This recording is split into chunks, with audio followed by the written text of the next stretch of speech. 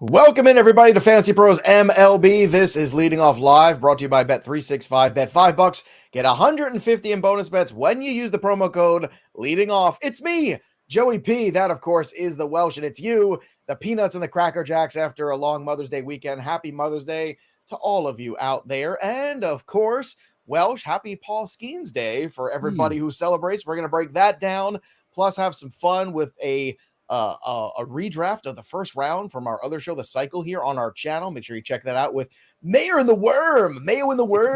Every weenie in the butt. Hey, what's going on, everybody? I mean, that is the all-time best morning radio show ever. But Welsh, Paul Skeens' debut. Let's just kick things off. We got to start there. It was pretty much the line we were tossing around in that range. I think I said 4 innings, 7 strikeouts. I think I gave him 4 2/3. I gave him a little bit of a benefit of the doubt. It was fun for me. It was enjoyable. I had to go back and watch it on DVR because I had things going on in the afternoon. The crowd was good. It wasn't Strasburg electric. I'm sorry, everybody who's telling me it wasn't. The Strasburg electricity that night, it was a night game. The weather was good. He was unbelievable. 14 strikeouts, I believe, in that crazy. First one. I had goosebumps literally, like just thinking about it. I got the goosebumps. The Skeens start was fun. He struggled with the control a little trouble on the outside. It was funny. I think it was in the 3rd or 4th inning. He was struggling a little bit with the control at like 101, 102. And then he dropped one in there at 96. And I was like, yeah, you know what? That can be effective too, buddy. Like, we don't have to throw every ball 102 miles an hour. I'm sure the adrenaline was pumping. Some good, some not so good. My big takeaway, Welsh, I want to get your thoughts on this, was that Nico Horner, had the home run, right? I feel like it's the Nico Horners of the world, the Stephen Kwans of the world. The guys who make really good contact are the guys that could give pitchers like Skeens trouble at the major league level. What do you think about that? I mean, I suppose, yeah, like when you hit 100 and you're on the gun, you're hitting 100, 101. If you can just get the barrel out in front, you've got a decent opportunity, whatever type of power hitter you are, to launch the ball. So that's going to be a lot about, bat speed and contact, and he's a high contact player. So yeah, probably not a huge shock. I watched this entire game because, like you said, this line was about where I said everything I was doing, all the videos. I was like, listen, this is a 6, 7, or 8 strikeout game, really, regardless of how far he goes. Did not think he'd go 5. He didn't. And then we had the rain. But I did make some decent money parlaying and just solo betting those strikeouts. But it was an interesting performance because the crowd was electric. He wasn't, because of everything we had done the buildup and talking about. Cubs would drive some counts. He was probably going to struggle a little bit with command. I thought he also did something interesting. I'd have to go back and look inning to inning, but it felt like in the first 2 innings, it was like really heavy fastballs and there were some splitters. And then he went really heavy slider. He had, I think it was the 3rd inning, where it felt like, why aren't you throwing a fastball? Like, he wouldn't throw a fastball in 2 strike counts, and he kept throwing off speed stuff. He ended, if everybody wants to know, that he didn't go and look yourself, 35% whiff rate on the day, 84 pitches, the most he'd had in the majors this year, a 33% CSW. His most effective pitch was the splitter, 58% whiff rate. Fastball, 27% whiff rate. Good ratings across the board. Command was a little bit And this just comes back down to the thing I had been saying. How deep will he be able to go into games ultimately? Will that command fix itself? Yeah, maybe, sure. But, like, our guy's going to be sitting on a certain pitch, not eating at that splitter. And because he's a big strikeout guy, I think it's just going to be tough in general for him to get past 5 a whole lot, but he is going to be a really good fantasy option. I think it met most of the expectations, though I will say, I don't know if his trade value is more, if you care about trading, by the way, if it's more after the start than it was before, but I felt like everything that I walked into the game, I left with the exact same breakdown. Nothing changed my thought process. Me too. And this is why I think we said what we said, which is, if you are going to sell Skeens, do it before the start. Like, do it when it's all, if that's your thing, if it's all theoretical value. But it is going to be a lot of 4 and 5 inning starts for him over the next few months. There are going to be strikeout totals. Like, if you're in head-to-head points leagues where strikeouts are heavily valued, Skeens is going to be worthwhile. Bridge to the win will be tricky. In season-long roto, even if he pitches relatively well, because of the limitations, some of those whip and ERAs are going to be a little inflated sometimes, artificially, because of the amount of innings potentially. So if he has to start like he did, this past one, where, you give up 3 or 4 runs in 4 innings, it doesn't look all that great, at the end of the day. But I'm sure there will be some electric moments here from Skeens. I'm sure the adrenaline was pumping. I'm sure the first inning was, I'm going to tell you this, like the crowd is electric. Yeah. The first inning was explosive. It was that if anyone ever plays like MLB The Show, that MLB The Show power fastball where it was like you never had a chance. That's what the fastball looked like in the first inning. Then I thought stuff started settling down. Hitters started settling down. So everything kind of came back down. That first inning I did think was absolutely electric from Paul Skeens. And you got to see, I thought you got the full package of what you're going to get from Paul Skeens this year. Maybe he's a little bit more efficient, goes a tiny bit deeper. Maybe it is a whole lot of 4 1/3 right at 5 starts. But like, you're going to probably get 6+ strikeouts on a nightly basis from Paul Skeens. It's just, will it ever be Strasburg-like? Is it ever going to be, 14 strikeouts? I don't know. The Pirates seem to be super babying, but it's going to be fun to watch. Does he get to 95? Does he get to 100 pitches? What type of babying happens? But he's here, and enjoy it. It is. Enjoy the ride, everybody. By the way, I saw this. This was like the first question in the chat today before the show even started. So Jake's coming in hot today. Over the weekend, I traded Imanaga and I got Austin Riley. Please tell me I did a good thing. Minus the Riley injury, of course. Well, that's the only caveat now is the Riley side injury and how long has he been dealing with the side injury. And maybe that explains the slow start. Theoretically, this is a great trade. Theoretically, you're getting the everyday player who is a terrific player. Yeah, the strikeout totals were high last year, but so were the power numbers. The whole Braves offense right now, the last 2 weeks, they've scored the second least amount of runs, by the way, Welsh, in the last 2 weeks of Major League Baseball. So it's not been a good run for them. Olsen will get hot. Acuna will get hot. Like, it's all going to change. But theoretically, this feels like a really good trade for Jake as long as Riley's healthy. Yeah, I agree. I mean, this is the type of trade that you're trying to make. Even August numbers, I think, are the thing that make this feel so like, did I do the right thing? If we start seeing the next couple starts, things balance itself out. I think you'll feel a little bit better. Not that he's going to get blown up or anything. He's got the Braves tonight. Maybe Riley will, be able to get a hold of Imanaga. But yeah, no, I think this is what you want. All right. I want to know what everybody else thinks about the Skeens start too. So drop your star rating, your grades, whatever you want to do of the first Skeens. How many Skeens? So it's going a 5 Skeens scale. 5 Skeens scale. 5 Skeens for all the Skeens. To the window, to the wall. Oh, nope. All these Skeens start scrolling. I will still go scroll. Yeah, I'll Skeens. Mother. Yeah. All right. So there you go. 4 out of 5 from Lucas on the Skeens. 3.5. Yeah, see, look, everyone went right into the Skeen scale. So the Skeen scales are good. Let's have that be our grade most of the time. I want to run these headlines, and I want to do this first round thing. This is really fun. So headlines from the weekend besides Skeens. Brent Rooker, also red hot, 10th homer of the season for him. He was in the waiver wire video this week. I told everybody, I was like, look, I don't know what everybody's sleeping on here. The guy hit 30 home runs last year. He's not going to hit 300. That's not his MO. He's on a tear right now when he was rostered in less than 50% of leagues. And now it's only like 60 something. What are we doing here? I know. I'm completely with you. Highest OPS of any player, by the way, over the last 2 weeks. This is one of those things, like, I'll admit it. Like, when I'm just not super into a guy and then the expectations are completely flipped, like, sometimes I actually become a little bit obsessive about it. And like 17.9% barrel percentage attached to a 50% hard hit rate. You get over 15% barrel and over 50% hard hit rate. Boom. That is beautiful. A 285 expected batting average, huge hard hit numbers, double-digit walk rate. I don't think it's all going to continue. Brent Rooker is going to hit 30 homers this year. It's not a question. And so then now, like 8 days ago, he's a third of the way there. I know. We did this on ITL the other day because I was losing my mind about Brent Rooker. I believe 9 days ago, he was like 20-something% owned in CBS leagues. And I think he was still in the 60s a couple days ago. So yes, Brent Rooker definitely must add with that hitting profile. That, again, I don't think it's going to like continue, but when it's all said and done, it's 30, 35 homers this year. And we're like, oh my God. And he's a mixed league guy. Not to be lost in the shuffle, Josh Naylor, one of our draft darlings, 11th home run for him this weekend too. Shout out to him. Seth Lugo, huge performance for him. So the strikeout totals have been lacking and he hurt us. 12 Ks and 1 run given up on Sunday. It was against the Angels, but still he had only beat who was in front of you. I think I saw the stat. It was the highest RPM pitch, so rotations, the highest spin of a single pitch that got a strikeout all season long. It was like 34 400 and some change that he got on that curveball he throws up to 3,500 to spin. It's the biggest spinny pitch in baseball. It's just about efficiently setting it up. Yeah, exactly. That's, baseball savant, they're getting all the other new metrics or adding hitting metrics.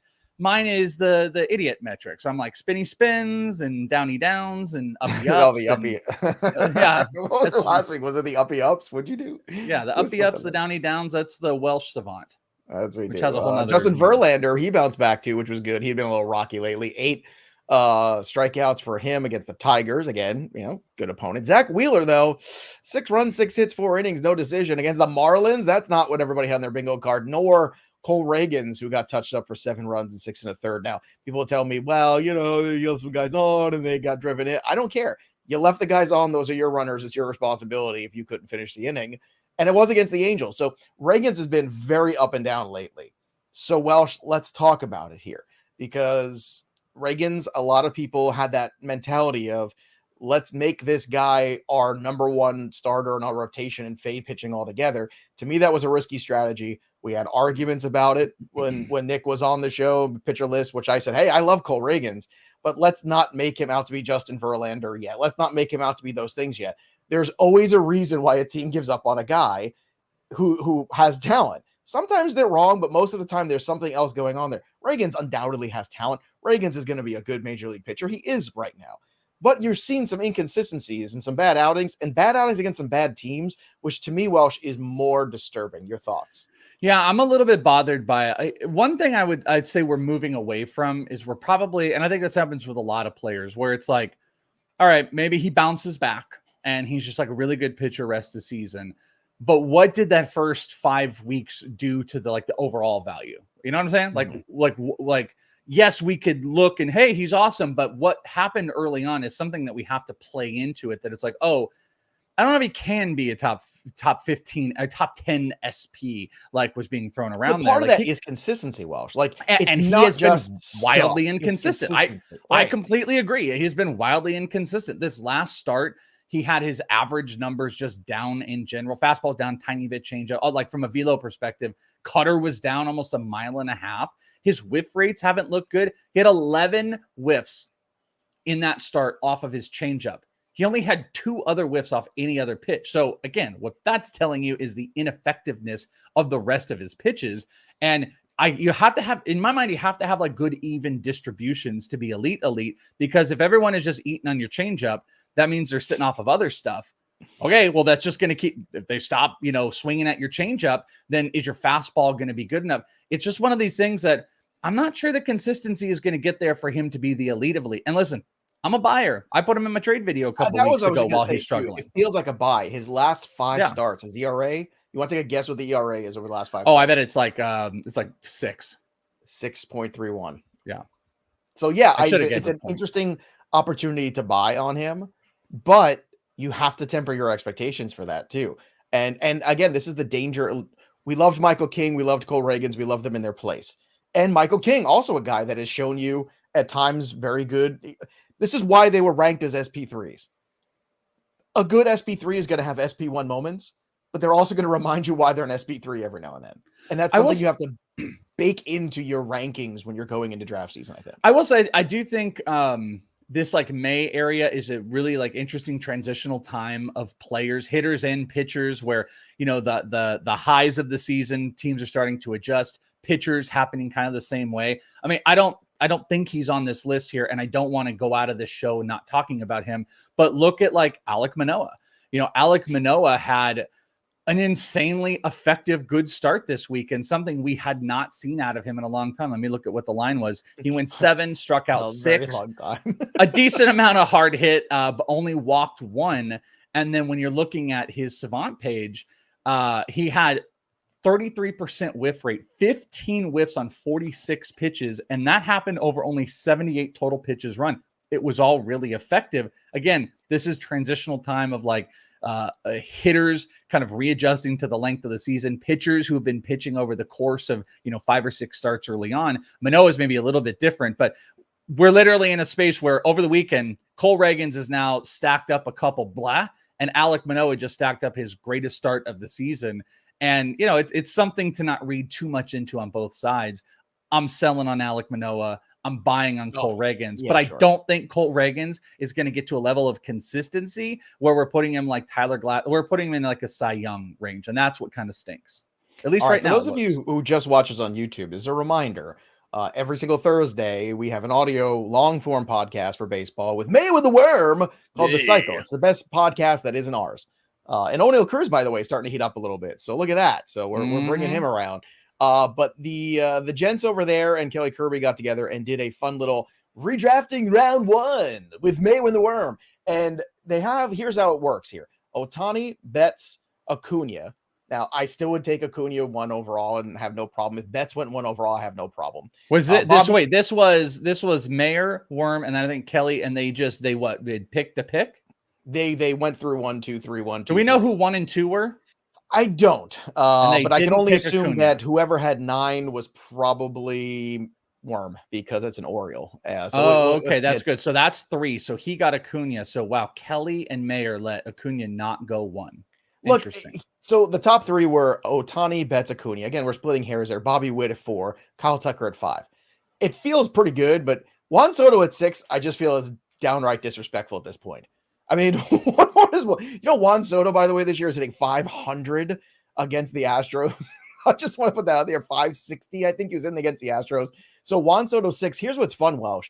Ellie De La Cruz sneaks into the top 10 at 7. Yeah. Then Zach Wheeler, Corbin Burns. Again, I think no pitchers deserve to be in the first round because I'm a jerk and I believe this is where fantasy baseball is. And I don't think I'm wrong.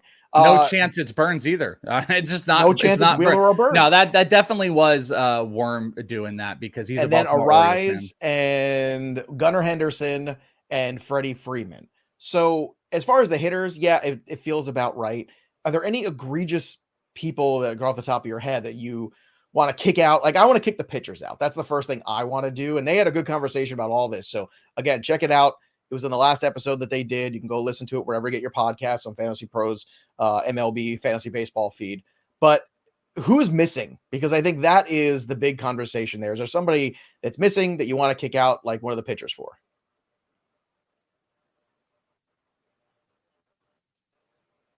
Did Welshie freeze? I've got a frozen Welsh. I hate it.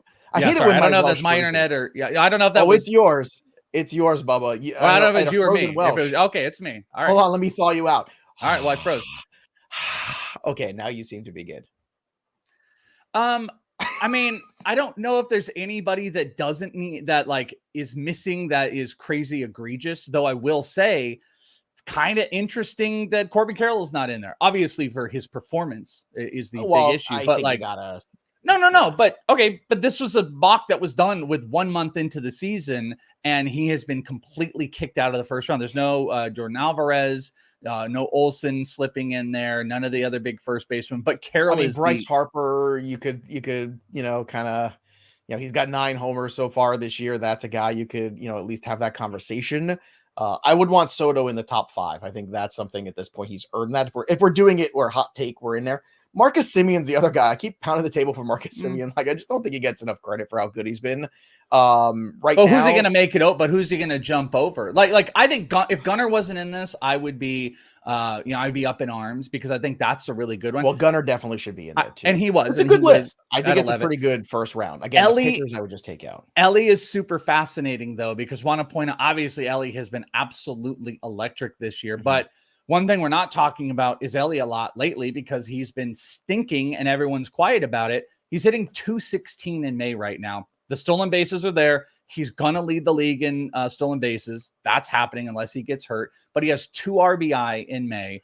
He's walked 3 times. He has 1 homer, 2 doubles, 8 total hits, 216, a 310 OBP. And I get why he would get in there, especially if this was done like a week ago. So this is closer to the April numbers, but it makes me laugh because this is Elli encapsulated. Like he's the guy that has number 1 overall talent, and then he's the guy who kind of stone cold for a month, and we all hate our lives. And Corbin Carroll is coming back up. The power isn't there, but he doubles. He's scoring a bunch of runs. Corbin Carroll was bad enough. Corbin Carroll was bad enough that I'm okay with him being knocked out of this first round. He was a rookie last year. He's got 1 year track record. I got no problem with that. Here's a fun question. If Trout wasn't hurt, if we did this 2 weeks ago, would Trout have been in that first round? Oh, before the injury? Yeah, Yeah. I think so. I think he I would have think been. so I too. think you would have justified Trout over Freddie Freeman right now. I mean, Freddie is solid, and he made it at 12. But I mean, Still, I think if we had done this 3 weeks ago before the Trout injury, I think I would be it was only shocked 2 that weeks Elliott. ago, right? Oh, You were well, getting even the a Hope little Mount bit to seize at the further. water park like 2 weeks ago. I feel like, But even if it's a little bit the water park, even if it's a little bit further, I think Ellie would have been like top 3 or 4 at that point. I think Ellie versus Juan Soto would have been a fascinating debate. Yeah. Fascinating. Also, just for fun, Spencer Torkelson. Congrats, buddy. First home run of the season. I told you, don't drop him yet. Go get him. Now he's fixed. He's better. He's fixed. It's all gonna be fine. I'd rather have Brent Rooker than Spencer Torkelson rest of the season. What? I'd rather have Brent Rooker than Torkelson rest of the season. I'm not gonna argue that. After sitting 4 games, Jackson Churio came back for 0 for 2 with a walk. Welsh, it feels like Jackson Churio might be heading back to the farm for a little while. You know, when they send your dog that's not doing well, they send him out to the farm, and it's okay. Now you're gonna be old Yeller. Old Yeller, come here, boy. But it does feel that way. So we are at bargain basement right now in Dynasty and in redraft. Are you buying in both? Absolutely. I'm always buying in Dynasty. You give me big discounts on Jackson Holiday and Churio and everybody. Anyone named Jackson. Yeah, anybody. Jackson Merrill, Corbin Carroll. We'll just start rhyming give me discounts on those in Dynasty right now. Absolutely. Redraft.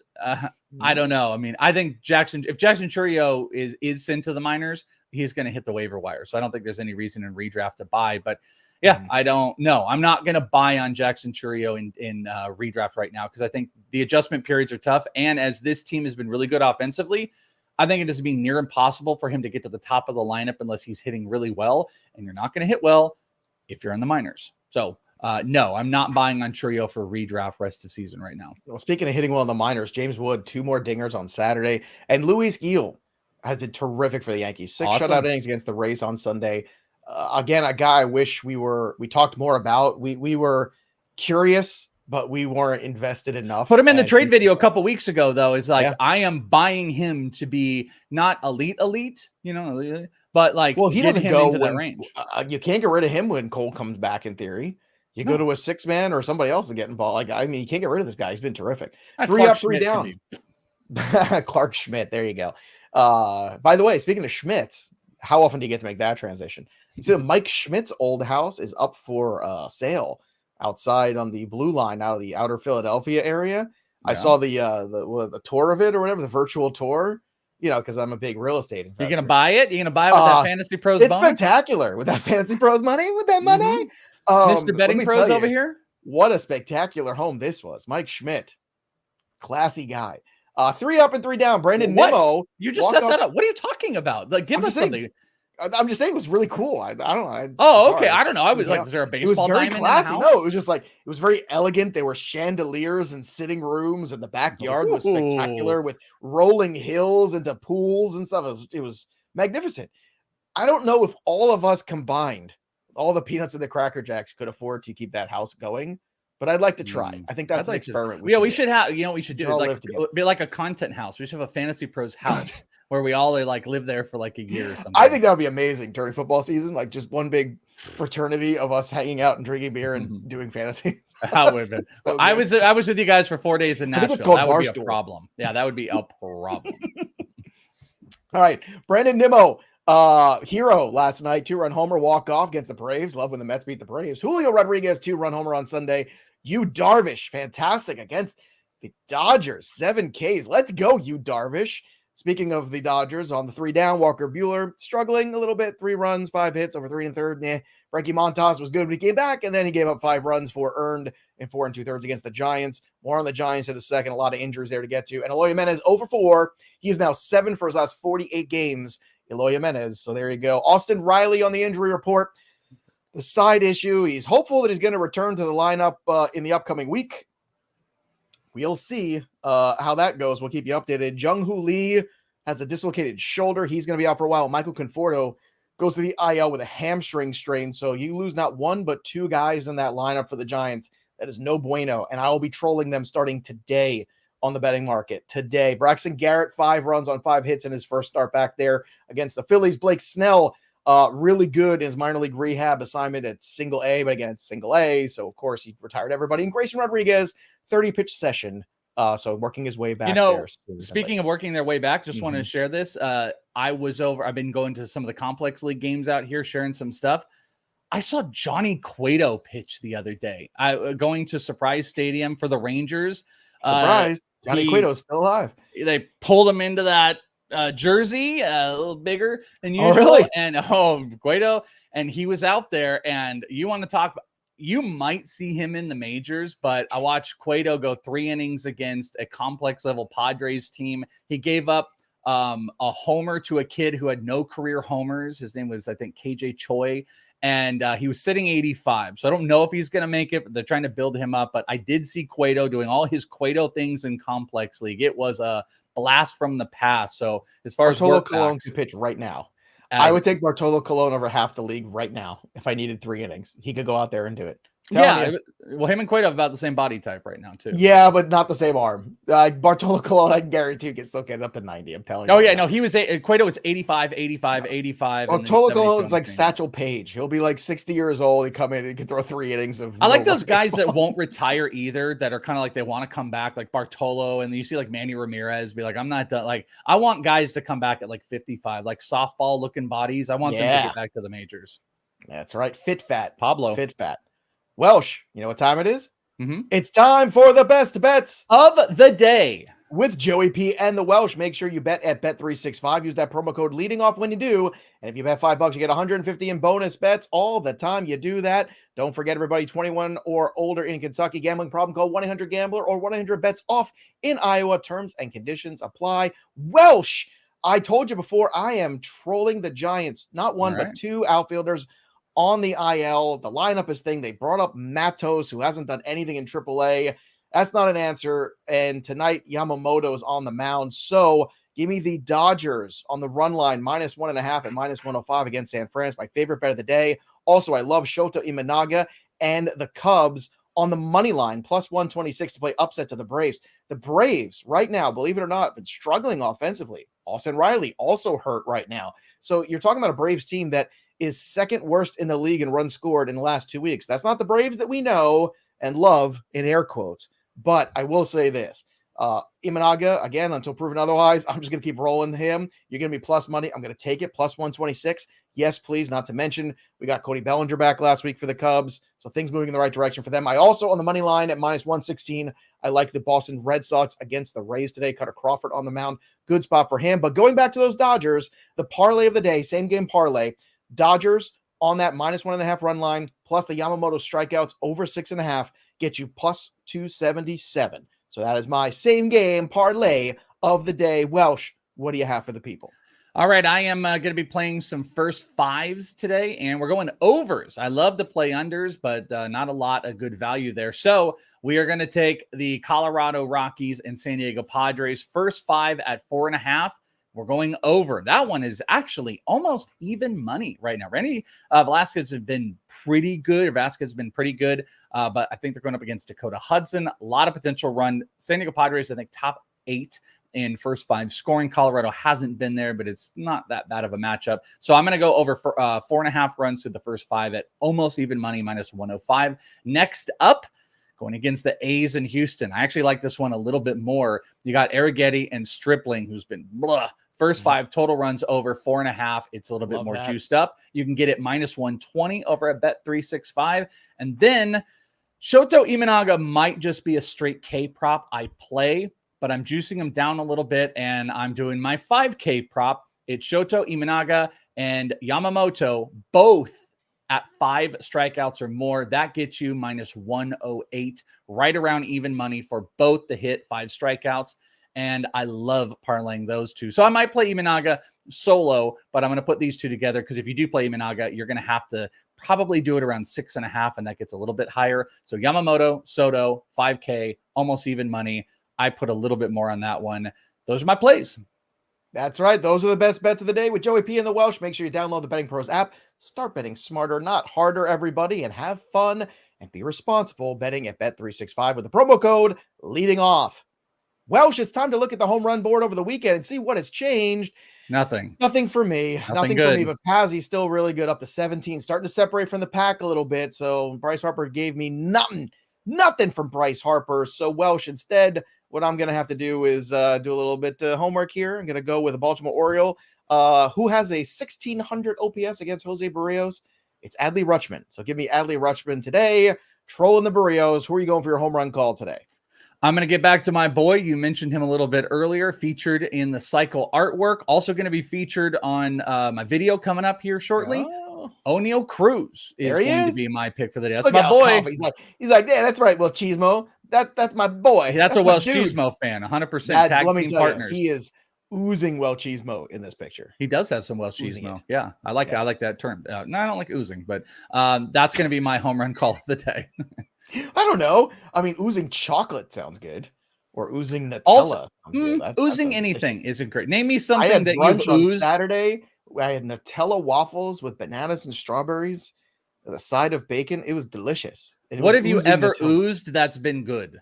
From my own body? Well, I think that's a different show. But if you want to, you know what they say, if you don't ooze, you don't snooze, you lose. I don't know. Whatever. You don't ooze, you lose. Join our Discord. Don't snooze on that. FantasyPros.com/chat. I'm just trying to take us out of a tailspin. That's all I'm trying to do, folks. Join our Discord, FantasyPros.com/chat. It's free. You can go make your home run calls yourself. And of course, don't forget to sync your leagues over at My Playbook. And remember, this cycle is going on as well. We just talked about it. We're hyping it because it's a good show. And everyone's working very hard on it. So we want you to go listen to that. And of course, on Discord, don't forget, you can always join us Wednesdays for the show after the show, which we finally, I think, have figured out. So we're not going to get Angry Joe, which I know is oozing confidence. Oozing confidence. That's what we are. We're oozing confidence today. Great show. Great to see everybody. We got to run. We got a meeting to get to. Oh, work. This is just fun. But there is some work every now and then we have to do. But we'll be back tomorrow to do it all again. Subscribe to Fantasy Pros MLB. Thanks for supporting us on Friday, too. Great show. Great fun to see all of you there. If you missed it, go back and watch it because it was spectacular. The masks, the artwork, the incredible job by Ethan, the incredible AI stuff Welsh put together. Fantastic. Go watch it. At least watch the first 5 minutes. Do yourself a favor. Have a laugh. And hopefully we brought a smile to your face today and a little bit of baseball talk. That'll do it for us. But the story of the game goes on. For the Welsh, I am Joey P. We'll see you next time, kids. Skeens! Bye. Skeens.